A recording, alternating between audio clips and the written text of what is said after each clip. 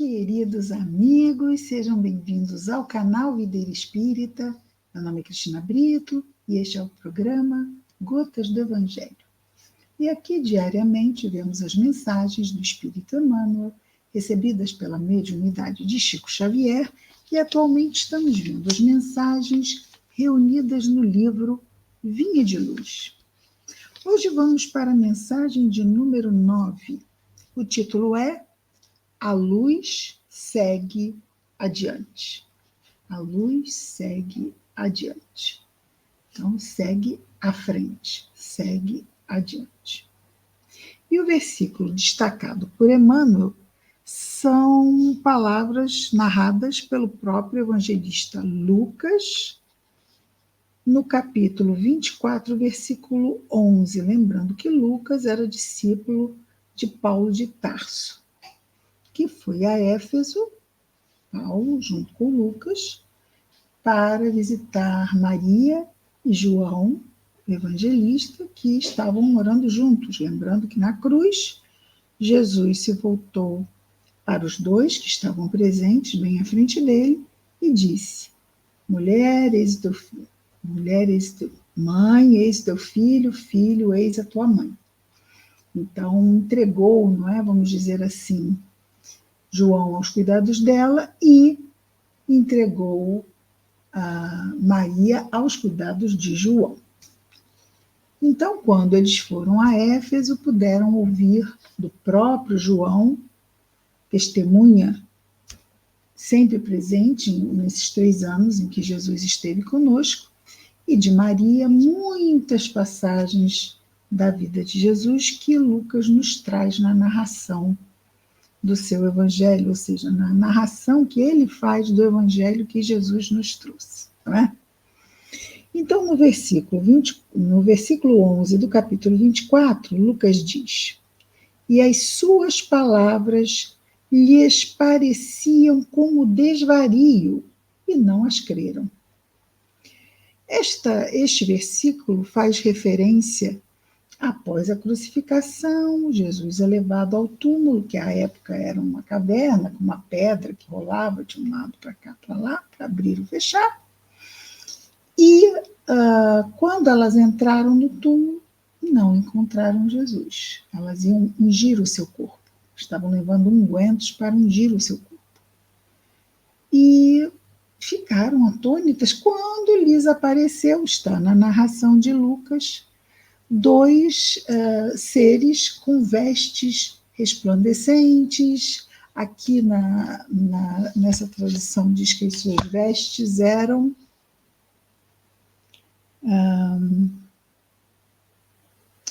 diz que as suas túnicas relampejavam, que dá uma ideia de que elas emitiam luz, não é? E aí eles perguntam, esses 2 espíritos, logicamente, perguntam a elas, eram, vamos ver, as mulheres que estavam lá, Maria Madalena e Joana. Não, Maria Madalena e Joana, Maria, mãe de Tiago, e as demais que estavam com elas. Elas entraram e aí vieram então esses espíritos e disseram a elas: por que procurais o vivente entre os mortos? Por que procurais aquele que vive entre os mortos? Ele não disse que voltaria? Ele se levantaria ao 3º dia? Se levantar é vir dos mortos, né? Vir dos mortos para a vida de novo. E aí elas se lembraram e foram rapidamente buscar os 11 apóstolos e os demais que estavam com eles para contar o que havia acontecido. Que Jesus, não é, havia desaparecido e que aqueles que entraram com as suas vestes relampejantes, como diz aqui Lucas, e é esse o versículo que vem agora, que vem depois dessa parte. E as suas palavras lhes pareciam como desvario, e não as creram. Mas, de todos eles, Pedro, Pedro foi até o túmulo. Inclusive, não apenas ele, e isto não está narrado por Lucas, mas João foi com ele. Aliás, correram os dois. Claro que João chegou primeiro, mas não entrou. Sim, João entrou primeiro, claro, por quê? Porque João era muito mais jovem do que Pedro. Obviamente, tinha muito mais resistência para correr. Mas quando chegou à porta do túmulo, não entrou. Esperou por Pedro e Pedro entrou primeiro. Respeito aos mais velhos, não é? E Pedro estava mesmo como líder de todo aquele grupo. Além de ser o mais velho, tinha recebido, vamos dizer assim, essa incumbência, não é? Do mestre.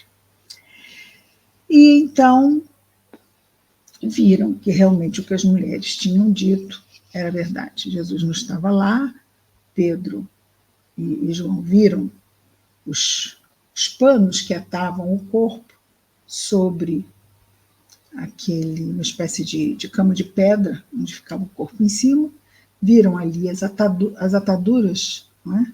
Que envolviam o corpo, apenas elas, e o túmulo vazio.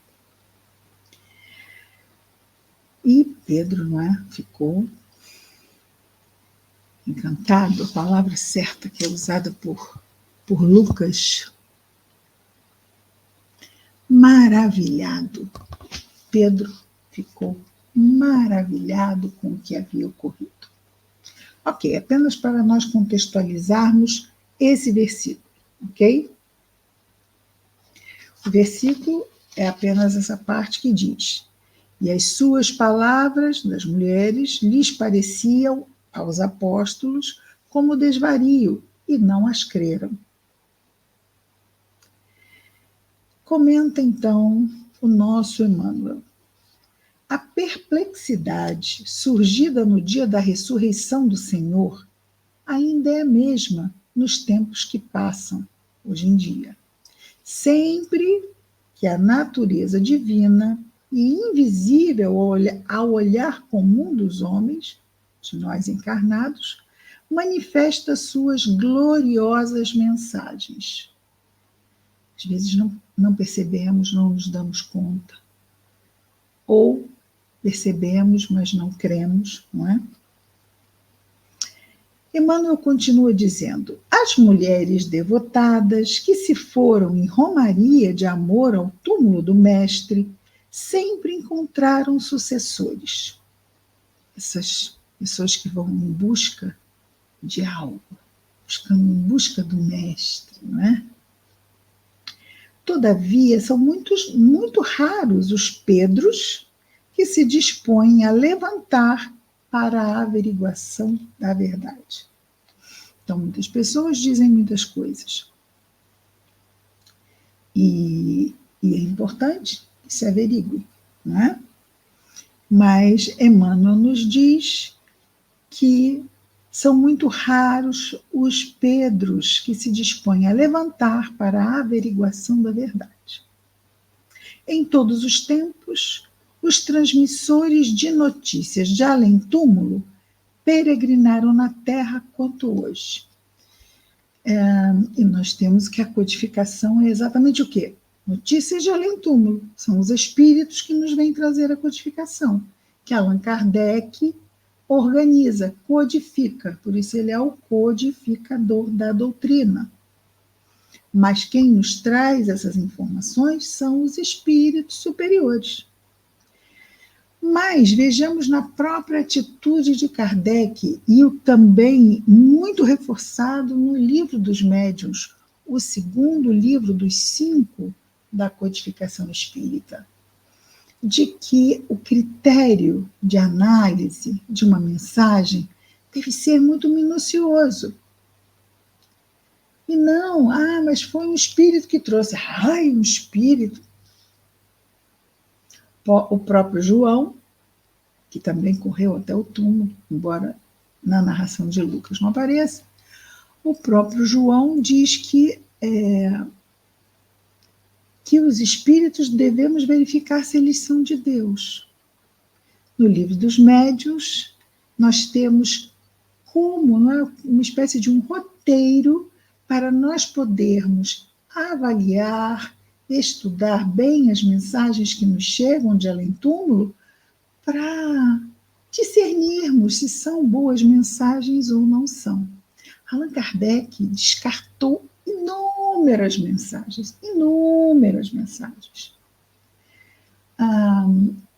E às vezes saem os livros psicografados, e porque é psicografado, muitas vezes podemos ficar muito animados. É preciso termos esse critério, não é? O bom leitor, ele vai buscar averiguar a qualidade do que lê. Principalmente em doutrina espírita, isto é fundamental. Emmanuel continua dizendo-nos assim: as escolas religiosas, eu já tinha lido isto, não é? Em todos os tempos, os transmissores de notícias de além-túmulo, sim, já tinha lido, peregrinaram na Terra quanto hoje, ou seja, assim como hoje. As escolas religiosas deturpadas, porém, somente em raras ocasiões aceitaram o valioso concurso que se lhes oferecia, de critérios, de serem mais... Olha, eu vou comentar com os amigos que eu conheci várias pessoas, porque nós estivemos como voluntários numa instituição que recebia companheiros espíritas, trabalhadores de casas espíritas de todo o Brasil, e fazíamos estudos semanais nessa casa, e perguntávamos sempre, muitos diziam, médium, reino mediúnico, eu sou médium, eu trabalho no mediúnico, eu sou médium. Estudam o livro dos médiuns? Fazíamos sempre essa pergunta. A maioria absoluta dizia que não. Não. E isto é uma temeridade e um risco enorme, porque é como andarmos de bicicleta, vou dar um exemplo pueril, sem os... Nem vou falar bicicleta, vamos falar patins. Sem a joelheira, sem a cotoveleira, sem o capacete, sem recursos de segurança. Mas nós estamos numa casa espírita, é a proteção, é a proteção, é a proteção, mas a proteção depende do nosso discernimento também. Não é verdade?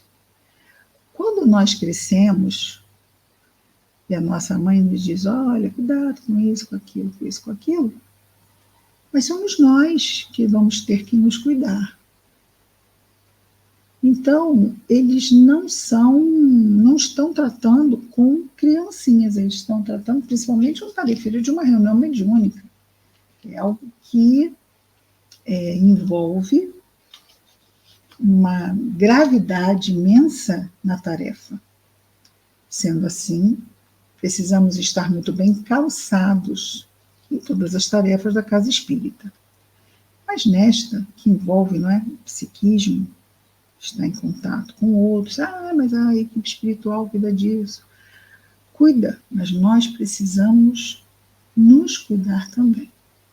Somos nós, tarefeiros de uma instituição espírita, que marcamos a vibração da instituição espírita. Não são os desencarnados. Se quisermos conhecer umas histórias que ilustram bem isto, podemos ver no livro Nos Domínios da Mediunidade, do espírito André Luiz, psicografia de Chico Xavier. Ali conta algumas casas com reuniões mediúnicas, umas bem estruturadas, outras não tanto, uma muito mal estruturada, em que apenas ficava ali um amigo espiritual, não interferia no que acontecia, porque os próprios encarnados escolheram aquela dinâmica que eles viviam, para que no momento que eles decidissem começar a estudar e melhorar aquela prática, e mudar aquela prática, que então aquele espírito estaria ali, para aí sim ajudar a voltarem, mas estavam acomodados e satisfeitos com o que estavam fazendo. Então, e nós temos no outro livro, se eu não me engano, é o Aconteceu na Casa Espírita, do Espírito Nora, psicografia de grande companheiro. Aconteceu na Casa Espírita, se botarem no Google, quase me veio, se eu me lembrar eu falo. Emanuel Cristiano é o médium. Emanuel Cristiano é o médium. E nesse livro, Aconteceu na Casa Espírita, então nós temos lá que muitas casas espíritas têm só o nome, Casa Espírita, mas são verdadeiros grêmios recreativos. Não se estuda, vai-se lá para estar junto, para falar sobre, mas estudar doutrina espírita. E como é que nós vamos desenvolver até nós mesmos? Sem doutrina espírita, sem estudo. Se eu não conhecer, como eu posso discernir?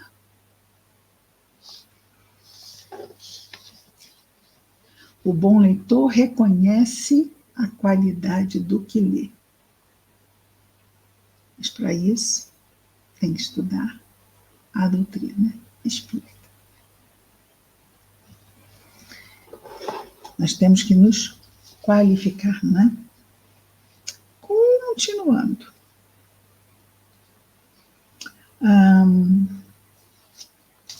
Então, as coisas podem se deturpar, mesmo dentro do movimento espírita, se não estivermos cuidando para não nos desviarmos do que está lá bem claro, doutrinariamente, nas obras da doutrina.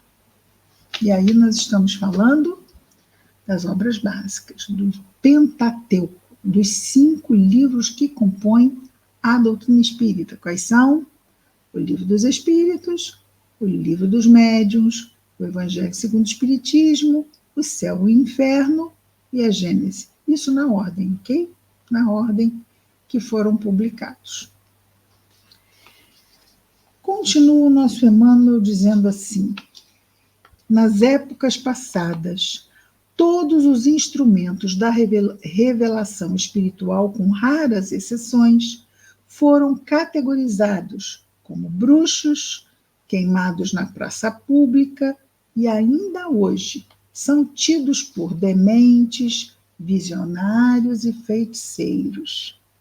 É que a maioria dos companheiros de jornada humana vivem agarrados aos inferiores interesses de alguns momentos, e as palavras da verdade imortalista sempre lhes pareceram consumado desvario.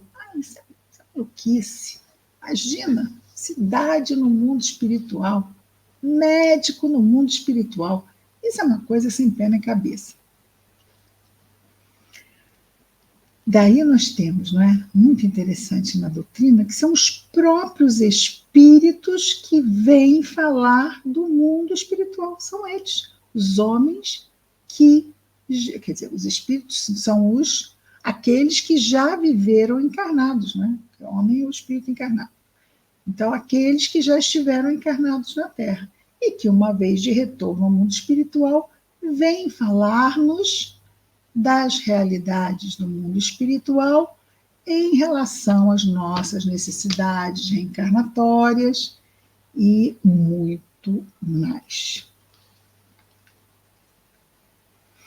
Entregues ao efêmero, ao passageiro, ao supérfluo, não creem na expansão da vida dentro do infinito e da eternidade. Então, muitos... Pronto. Muitos estão tão preocupados com o dia a dia, as coisas que acontecem aqui na materialidade, que nem sequer, não só não se permitem pensar, como não se interessam, quase como se fosse uma resistência. Não quero pensar nisso agora. Nós vamos pensar quando? Quando estivermos lá de novo, aí já será tarde, não é?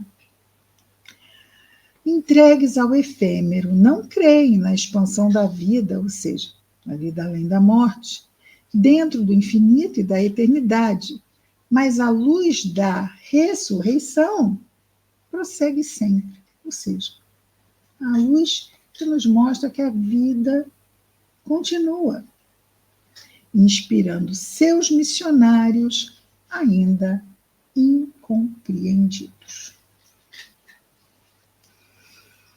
Muito bem, e é interessante, não é? Porque na ressurreição, Jesus não só ele fala que a vida mostra, revela que a vida continua, como ele fala também, revela, ou mostra, demonstra que é possível que os desencarnados se comuniquem com os encarnados.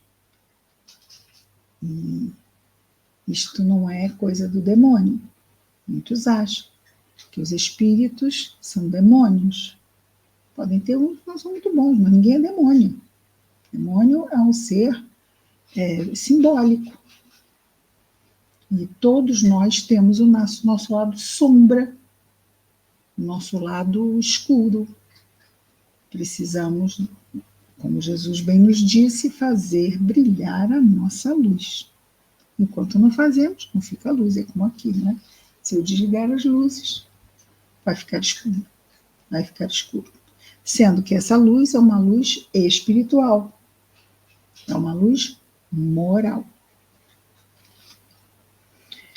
Muito bem, muito bem, muito bem. A luz segue sempre. Vamos orar? Jesus amado, obrigado, Senhor, por mais este dia, pelas bênçãos, Senhor, que nos chegam todos os momentos, pelos desafios que abraçamos para desenvolvermos as nossas virtudes e aprendermos a não alimentarmos mais as nossas limitações morais. Abençoa-nos os esforços, Senhor Jesus, o nosso anjo guardião, os nossos lares, nossos afetos, nos dois planos da vida. Mas, Senhor, igualmente abençoa os nossos irmãos de humanidade que, neste momento, abençoa todos os nossos irmãos de humanidade. Mas, principalmente, Senhor, aqueles que, neste momento, estejam em sofrimento. Seja no mundo espiritual, seja aqui no mundo físico. E ainda, Senhor, gostaríamos de pedir pelos nossos irmãos do Rio Grande do Sul. Que as tuas bênçãos estejam com eles e com aqueles que estão amparando e socorrendo nos dois planos da vida. Obrigado por tudo, Mestre amado. Graças a Deus. Ouviram alguém comendo durante a prece? Isso é. Amanhã estaremos de volta com mais um Gotas do Evangelho. Até amanhã. Muita paz a todos.